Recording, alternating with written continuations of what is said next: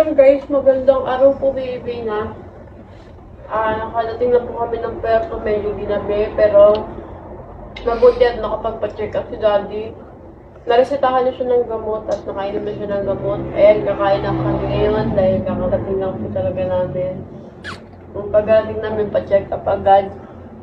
At minom na siya ng gamot, nakainom na siya ng gamot. Ayun, nakainom ako kanina ng gamot, tapos inom ulit ako ngayon. Gabi, alam mo, pinawisan ako. Pagkainom ko ng gamot kanina. Ayun, medyo... Ito na, tayo na. Palakad lang sa akin ng Diyos. Ay, thank you. Parang na guys, nung tanghali makikita niyo talaga, hindi talaga siya makalakad. Ay, nakasakay kami sa van, 4 na oras. Hindi lang po pala 4 na oras ang biyahe. 3 oras sa bangka. Tapos 5 oras sa van. Bali, 8 hours po kami biyahe. Ayun, ngayon kami nagpa-take out na ng Jollibee. Thank you, nakain na kami ng Jollibee. Si Joy, okay ka lang, Joy? Hindi ka ba napagod sa biyahe? Ha?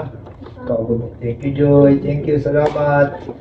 Kain tayo guys. Support sa akin. Thank you, Chichay. Thank you, Mikmik. Thank you sa mahal ko. Ando siya si Arika, si Chichay ng video. Mahal ko sila lahat. Si Mikmik, mahal na mahal ko yan. Masawa ko, mahal na mahal ko. Si Chichay, mahal ko. Si Joy, mahal ko. Mahal ko mga pamilya ko. Kaya kayo po, ingatan niyo po sarili niyo. Mahirap po magkasakit. Buti na lang, nandiyan po kayo, mga followers. Mas nakasuporta sa amin. Kaya pa paano, meron po kami pinangaano sa mga gastusin. Joy, naggutom ka, Joy? Ha? Pakita ka sa camera naman. Pakita ka naman sa camera. Hi guys. At ayun, ano natin na, pag uwi natin, bukas na tayo uwi. At yung mamaya pala, mamaya na kasi umaga-upload natin. Kasama natin si Mikmik mamili ng pan-decoration niya para sa ten. Kaya ka muna sabihin. Okay, secret lang muna. Basta bukas, uwi tayo ng Taytay. Tama? Tapos punta tayo pala Joy. I-check natin yung bahay doon na pinagagawa. Ayun guys, kain tayo guys. Ayun.